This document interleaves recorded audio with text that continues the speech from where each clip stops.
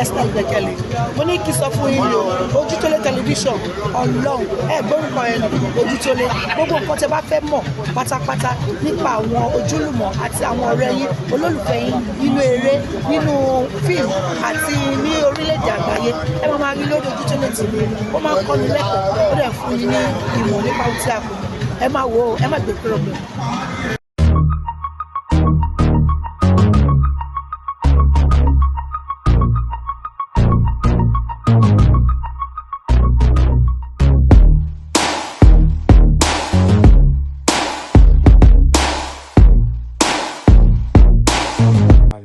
Akuja skiri yawa.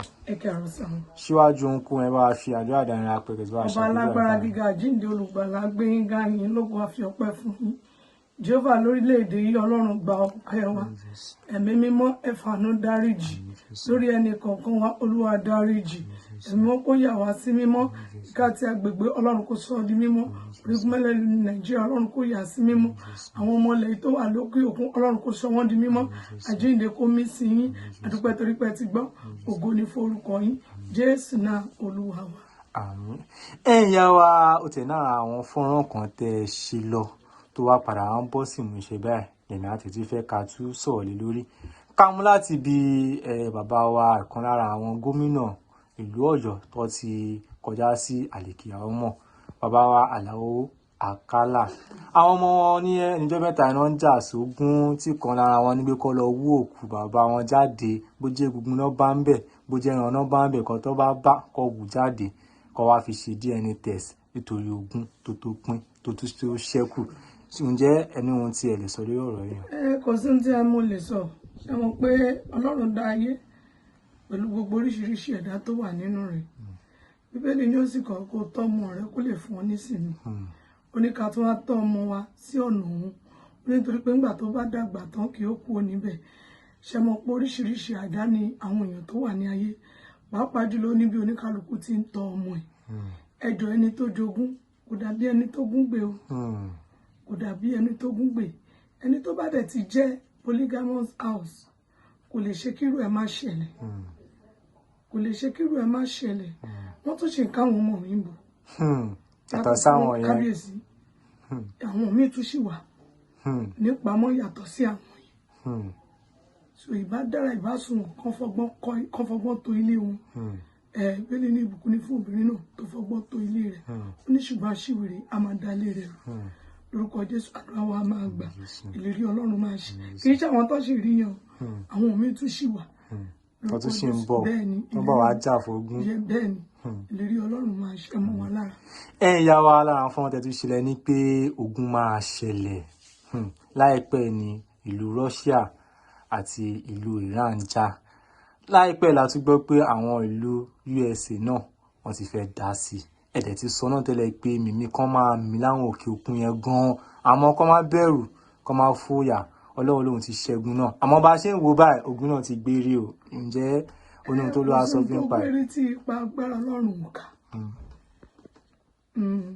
mo dẹ̀ gbàdúrà kan òun ní pé kí ìṣọ̀kan wà kò sí ìṣọ̀kan ló bí òun èmi jù ọ lọ wo ojú mi lọ èmi ò ń gbọ́ nízù ṣùgbọ́n tọ́lọ́run sọ fún mi ṣùgbọ́n wọn bá lè kún fàdúrà ogun yẹn máa di ṣíṣẹ́ ogun yẹn máa di ṣíṣẹ́ o ṣùgbọ́n àwọn ọmọ Nàìjíríà máa múra o káàkiri all over the country tí a bá dẹ̀ gbàdúrà dáadáa ní Nàìjíríà Ọlọ́run ayẹ kó ogun yẹn ó kan tiwa torí pé ọ̀pọ̀lọpọ̀ ìjì ló máa jà gẹ́gẹ́ bí àsọtẹ́lẹ̀ Ọlọ́run ṣùgbọ́n ní tó bá di òpó Ọlọ́run mú ewu kan kì yóò wú ewu kan kì yóò wú so ọ̀rọ̀ Ọlọ́run ni kò ní lọ láláì má ṣe ìkéde pé kí kábíyèsí kí gbogbo àwọn ọmọ Nàìjíríà kan lọ kún fàdúrà dáadáa especially àwọn obìnrin bẹ̀ ọlọ́gbàdúrà dáadáa o ọlọ́gbàdúrà dáadáa àwọn òfin ṣì ń bọ̀ òfin ń bọ̀ a ní kó múra dáadáa ní 2026 kó má jẹ́ ọdún ogun. Ogun lórílẹ̀‐èdè yìí àbí lágbàlá ayé. Lágbàlá ayé ni à ń pè ogun kan ní ogun àsowọ́pọ̀ kábíyèsí orí kan máa padà gbárí fẹ́ ìṣe ara wọn tó bá yá àwọn kan tún ti dìde báyìí táwọn yẹn bá tún lọ àwọn míì náà tún dìde kìkì dá pé ká gbàdúrà dáadáa àdúrà ń gbà ó lẹ́yìn tó dá mi lójú kábíyèsí ṣùgbọ́n kìkì dá pé ká gbàdúrà dáadáa àlàáfíà. Ìyá wa kí wàá gan lẹ́nu ní fáwọn ará ilé torí agbọ́gbọ́ ọjọ́ ìbí yín tiẹ̀ ń bọ̀ lọ́nà àwọn ẹ̀dẹ̀ sì ní ọjọ́ ìbí yẹn kí gan lẹ́nu fún wọn. ohun tí mo ní fún gbogbo ará ilé náà ni àdúrà. A máa wọlé àdúrà ní on the 24, which means tomorrow, ọ̀la Tuesday. A máa bẹ̀rẹ̀ 7 days. Fasting and prayer. Kò sí pé mò ń jáde. Tó bá mú mi bọ́ síta mẹ́ bóyá mo fẹ́ get materials ní ìdẹ̀kọ́ ni máa bọ́ ta lọ́ra. Mo fẹ́ dìde gbàdúrà yìí fún gbogbo ènìyàn. Nítorí pé a máa ń pe ogun kan ní ogun ọjọ́ ìbí. Àwọn ẹlòmíràn wọ́n ti fi ègún lé ìrìn àjò wọn láti ọjọ́ ìbí. Ẹlòmíràn ọjọ́ ìbí ló ṣe ló wọnú ogun. Ẹlòmíràn ègún ọjọ́ ìbí ló ń jà. Nítorí pé ọ̀pọ̀lọpọ̀ wa ni àwọn màmá wa ti bí wa. Tó jẹ́ pé àwọn bàbá wa ò ṣí ẹ̀tọ́. Ṣùgbọ́n nítara pé ìyá ń dáfa, ó ń dàgbé, ó ti mú ègún ìtara jáde.